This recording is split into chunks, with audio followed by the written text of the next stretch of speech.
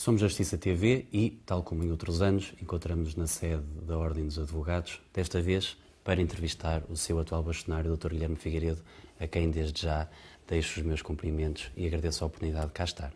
Muito bom dia, é um gosto que esteja aqui, é um gosto fazer esta gravação.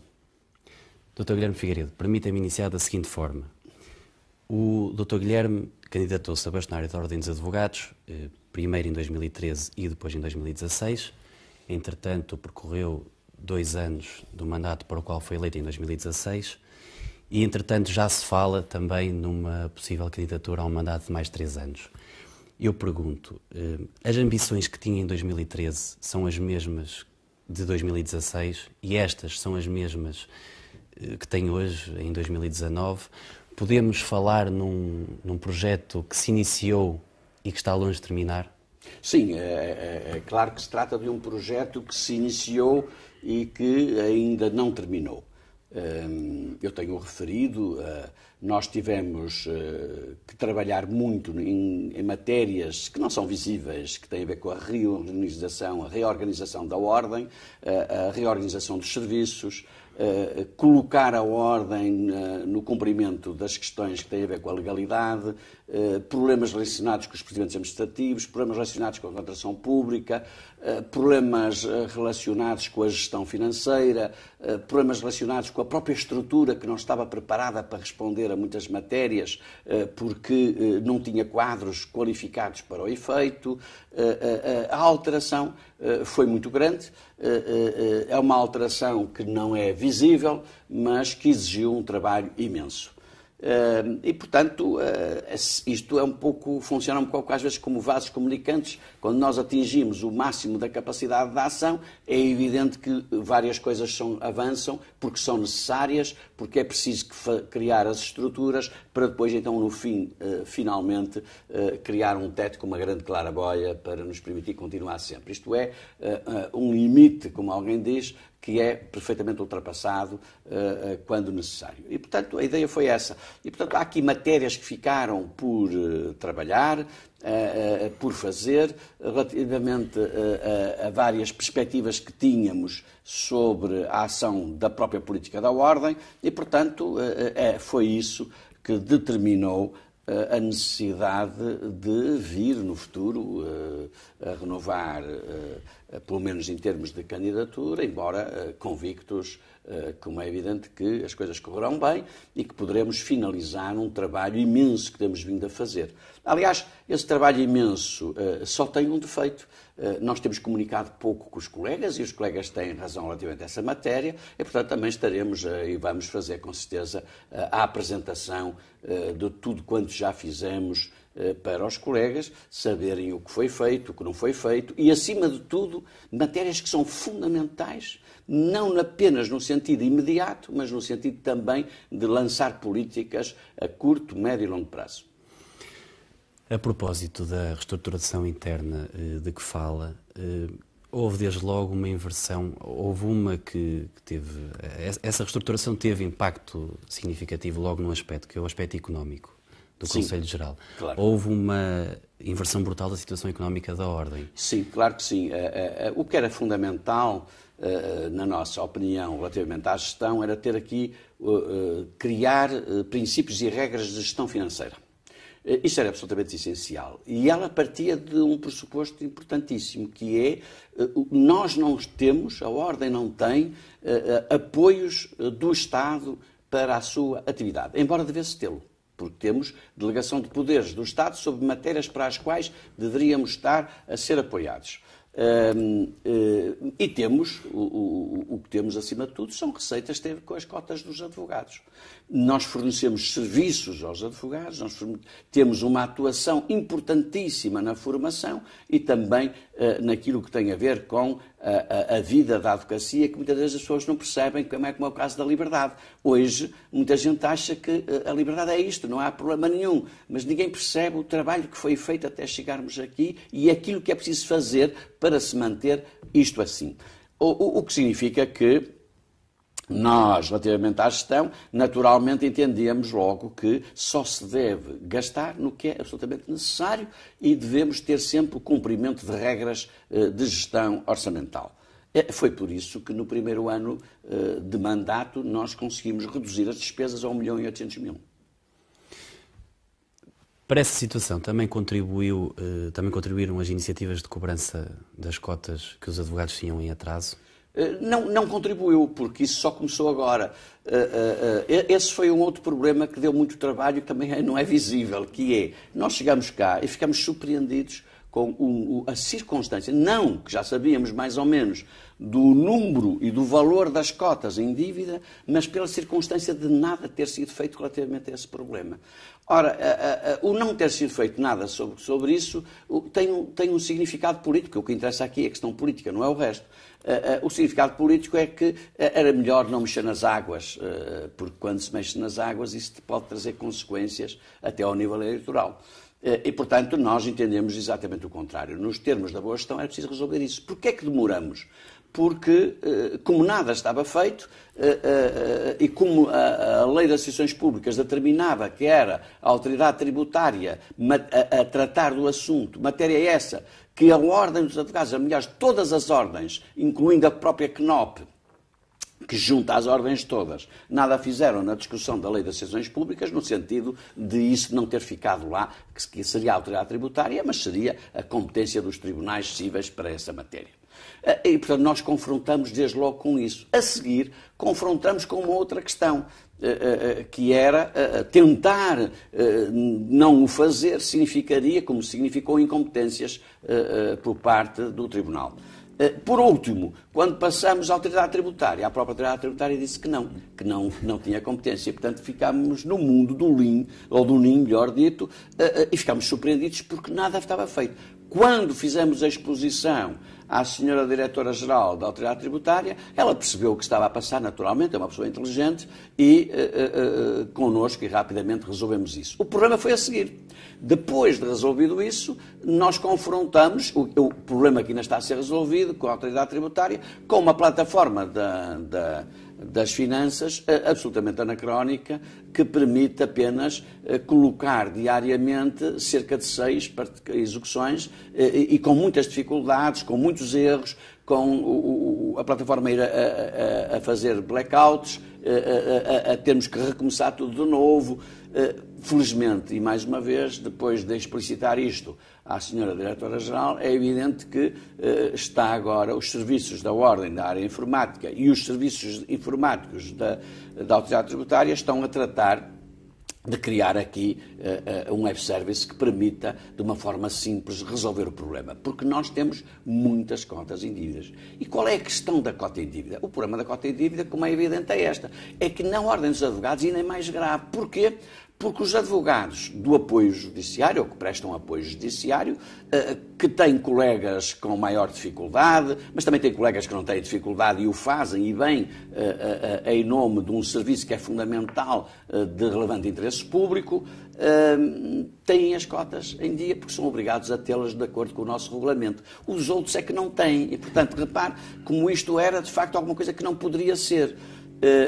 E, portanto, criava aqui uma desigualdade não apenas com quem paga, mas também com aqueles que pagam efetivamente, tendo em conta esta circunstância que acabei de explicitar.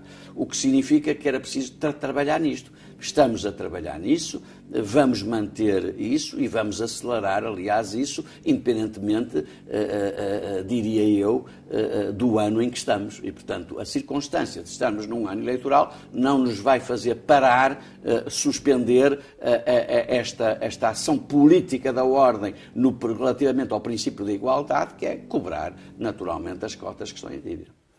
Mas, relativamente à orgânica da Ordem, não houve aqui uma alteração significativa que também pudesse justificar a inversão da situação económica da Ordem? Não, claro que sim.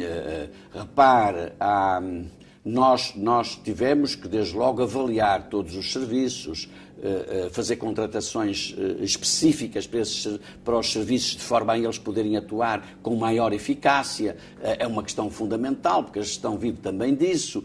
Tivemos que trabalhar no sentido até do ponto de vista daquilo que é uma espécie, chamemos entre comas, revolução informática, para que os serviços pudessem melhor adaptarem-se e trabalharem no que diz respeito à gestão financeira.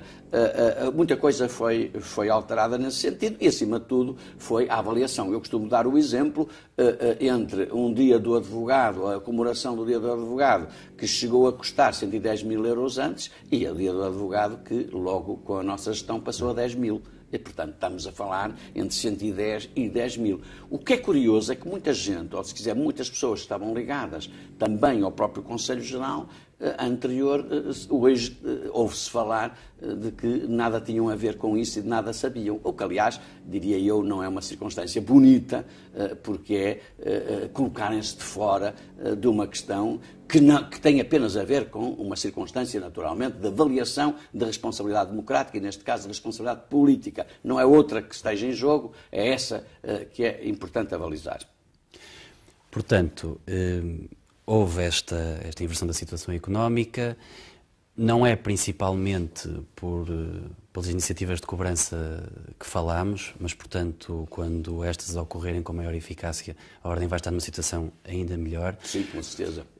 Eu pergunto, o que é que podem os advogados esperar disto, nomeadamente ao nível das suas cotas, daqueles que pagam, uma eventual redução de cotas? Bom, essa foi um patamar de determinação política importantíssimo. Nós tínhamos dito, na campanha que nos levou a Conselho Geral e a Bastonário, que era preciso fazer uma discriminação positiva relativamente aos mais novos. Acabamos por entender que não era apenas esse o limite. Se formos ver, a descida das cotas para os mais novos, até por razões de escalão, é significativa, mas também acabamos por, de uma forma que me pareceu importante, determinar ainda uma nomeação para todos os demais naqueles 2,5 euros que fizemos relativamente à cota. Ora, houve colegas até das redes sociais, naturalmente, que me foram mostrando que vieram ridicularizar a circunstância dos 2,5 anos. Eu percebo as limitações que as pessoas às vezes têm, até por razões de retórica mais pré-eleitoral, ou daquela retórica de que nada está bem, ou da retórica que é preciso criticar, seja o que for, mas a verdade é que isso não nos incomodou absolutamente nada, porque o que era preciso dizer aos advogados, àqueles que são os anónimos, àqueles que esperam o trabalho da Ordem, não àqueles que andam na espuma do dia, era que nós conseguimos diminuir o valor das despesas e, na sua grande maioria, pegamos nesse valor e fizemos foi aplicá-lo na redução das cotas. A redução das cotas custou 1.250.000 euros à Ordem. Mas isto só foi possível porque nós reduzimos 1.800.000. E o que nós quisemos dizer aos advogados foi que um trabalho eficiente, que se todos pagarem, nós ainda podemos reduzir mais. Mas quando dizemos que podemos reduzir mais, não estamos a falar em retóricas eleitorais, porque senão não tínhamos cumprido o que tínhamos dito. Não, estamos a dizer é possível ainda reduzir mais. Acima de tudo, para aqueles que são mais afetados. Eu julgo que nós temos que pensar também aí numa forma, porventura, de discriminação positiva. Há que perceber e avaliar que tipo de critérios serão ajustados e há que passar também, e o que queríamos fazer, daquilo que é já hoje um subsídio que entregamos à maternidade e passar para um subsídio da parentalidade que é esse que está de acordo com a legislação que hoje existe em nível, nomeadamente na Europa. E, portanto, o que significaria que, ajustado isso àquilo que também já é hoje, e as alterações introduzidas no regulamento da Caixa, que tem também um subsídio de parentalidade, e ainda aquelas que vão ainda entrar em vigor, isto é, que estão a ser preparadas para a direção da Caixa sobre essa matéria, nós vamos ter a Ordem dos Advogados e a Caixa de Previdência dos Advogados e Solicitadores numa ação fundamental de apoio à maternidade e à paternidade. Eu julgo que esse é um caminho fundamental de discriminação positiva e, portanto, é isso que nós vamos continuar a fazer e, portanto, a redução de 2,5 €, se nós tivéssemos dito que íamos aumentar 50 cêntimos a cada um, toda a gente protestaria. A redução, vieram dizer, isso, enfim, é muito pouco. Mas é evidente que, é como eu costumo dizer, há críticas que têm a ver com a espuma dos dias, que têm a ver com retóricas específicas, que não afetam ou não nos afetam no sentido da determinação que temos para a gestão e para a política da ordem. Muito bem, mudando agora um bocadinho de tema, relativamente à credibilização da justiça, que é um tema que o Dr. Guilherme Figueiredo sempre que pode fala nele, é uma preocupação que se nota que tem. Dr. Guilherme havia anunciado que 2018 teria forçosamente de ser o ano de tal credibilização. Havia o Pacto de Justiça, e existiu o Pacto de Justiça, com uma série de medidas que estão, penso que na Assembleia da República já entregues. O objetivo foi cumprido, a justiça encontra-se credibilizada neste momento, isto também num ano em que a sessão solene de abertura do ano judicial ficou marcada por alguma discórdia e alguma insatisfação entre os vários intervenientes jurídicos e judiciários nacionais. Deixe-me dizer o seguinte, em primeiro lugar, a ideia que estava formatada e que eu tinha formatado da credibilização é porque ela era preciso mesmo. Isto é, nós precisamos cotidianamente de ter um discurso de credibilização da justiça. O discurso da credibilização da justiça não significa dizer ao cidadão que tudo está bem. Não é isso. A credibilização da justiça é nós sermos capazes de dizer ao cidadão exatamente o que se passa. É isso que credibiliza a justiça. Desde logo dizer assim, não é verdade que esteja tudo mal. Não é verdade que isto esteja uma desgraça, porque não é mesmo verdade. O que está mal é isto. O que está mal são os tribunais administrativos e fiscais, que têm duração média superior, às vezes, a 5, 6, 7, 8 anos. Portanto, isso está mal, temos que trabalhar isso, até porque aí é uma fragilidade do cidadão face ao Estado.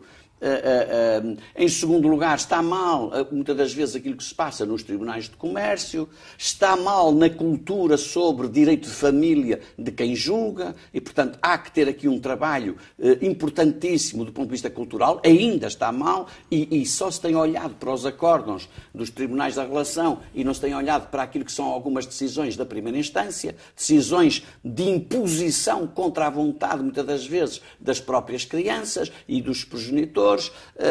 Há matéria que tem a ver com um problema também de natureza cultural e há que trabalhar aí, porque isso também, esse trabalho é fundamental.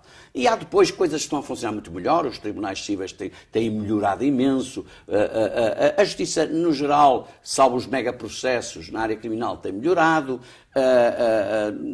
Nos tribunais da relação o valor médio de duração é muito melhor do que era antes. Depois vamos encontrando focos muitas das vezes têm a ver com os tribunais de trabalho, às vezes em Lisboa, focos que têm a ver com particularidades que têm muito a ver com o meu caso, não é? Como diz, a cidadão que se confronta com situações em que a urbanidade não é praticada, em que os atrasos não são justificados, e muitas das vezes também com o problema da comunicação na justiça, que não é a melhor relativamente ao cidadão e ele não entende.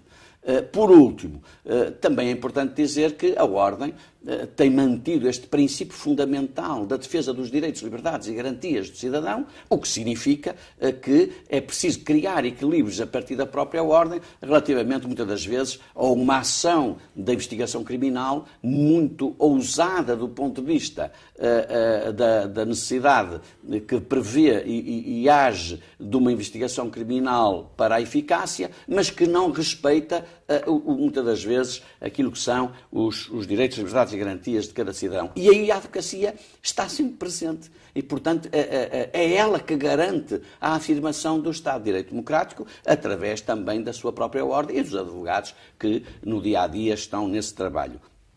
O que significa que, por isso, eu tenho referido a necessidade dos juízes de instrução criminal serem e manterem aquilo que faz parte da matriz do nosso processo penal, que é serem juízes das garantias, juízes das liberdades e nunca se afirmarem como juízes da acusação.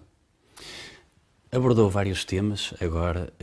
Um deles tem a ver naturalmente com a percepção da justiça pelo cidadão comum.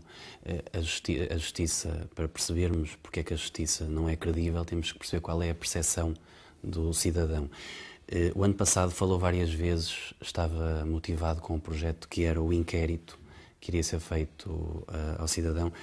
Esse projeto não está terminado, é para dar seguimento ou teve de ficar pelo caminho? Esse inquérito que estava a ser trabalhado é fundamental. Nós não temos nenhum inquérito desse nível. Eu acho que as respostas vão surpreender, enfim, a minha convicção é essa.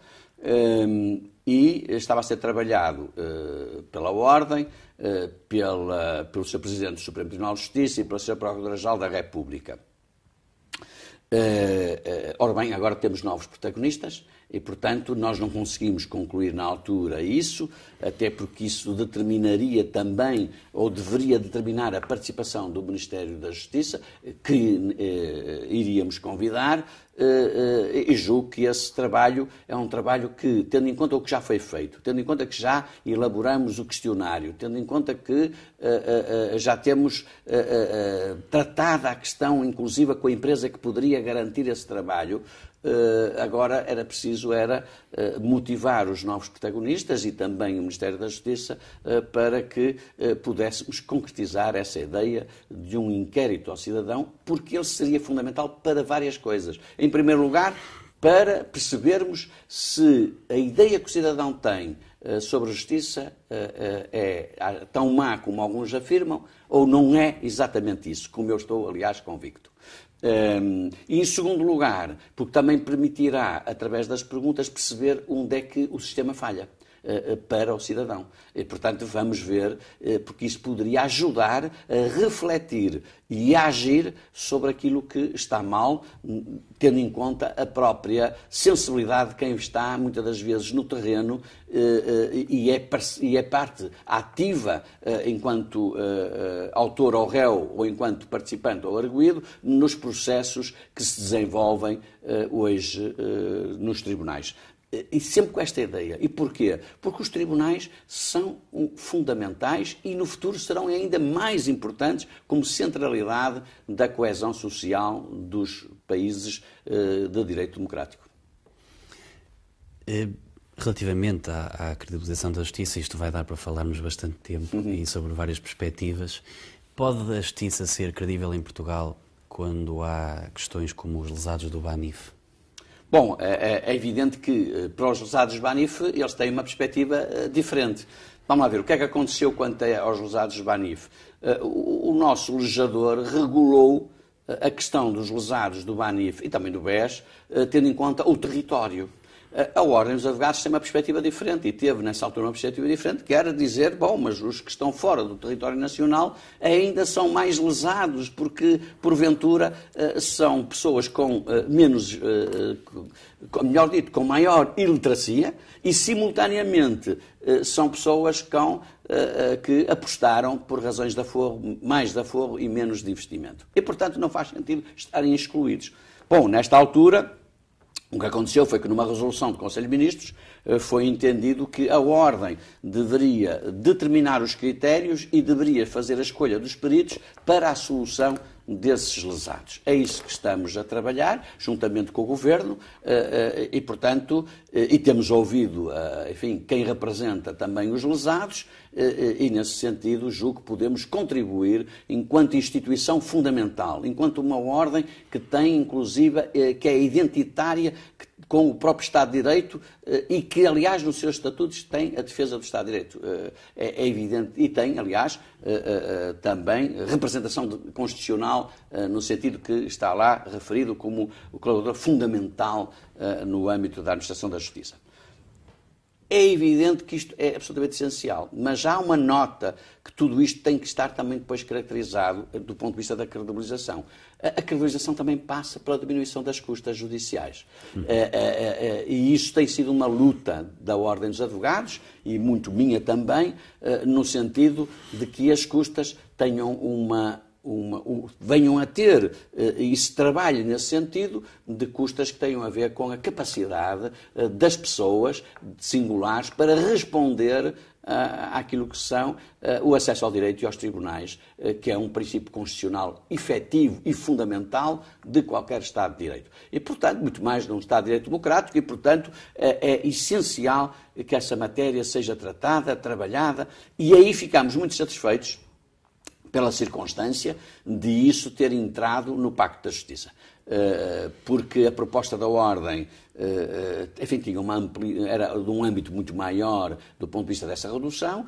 Depois concertamos com os parceiros que intervieram no Pacto da Justiça e conseguimos definir, e, portanto, algumas alterações que foram introduzidas e, portanto, eu diria que, relativamente às custas, há um suporte hoje de apoio ao projeto que é absolutamente essencial num âmbito de uma política que se pretenda ser mais de futuro e que seja capaz de durar, que é quando os governos ou quando a Assembleia da República intervém no sentido de legislação que pode ter natureza estruturante, é o caso das custas, é evidente que pode ter reações. E as primeiras reações na Justiça, na generalidade, não vêm dos cidadãos.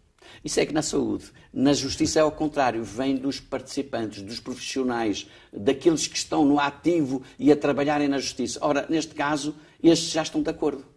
E, portanto, o legislador, só sendo cego, é que pode não verificar que tem aqui um suporte social para uma alteração estruturante e fundamental, porque já tem acordo nas profissões do judiciário. E, portanto, agora é preciso fazer essa alteração e eu continuo convicto que isso poderá vir a ser feito, continuo convicto que é absolutamente essencial para a afirmação do Estado de Direito Democrático e continuo convicto que o Estado de Direito Democrático não vingará enquanto não tivermos custas judiciais capazes de responder às necessidades desse acesso ao direito e aos tribunais. A ideia de que a justiça é cara é uma ideia que não pode ser transmitida. A justiça não pode ser cara porque é um bem essencial. E, portanto, nós podemos dizer que a justiça, por razões que têm a ver com muitas, nomeadamente do ponto de vista orçamental, passou a ser um bem escasso. Bom, será, mas aqui é que entra a chamada ação política.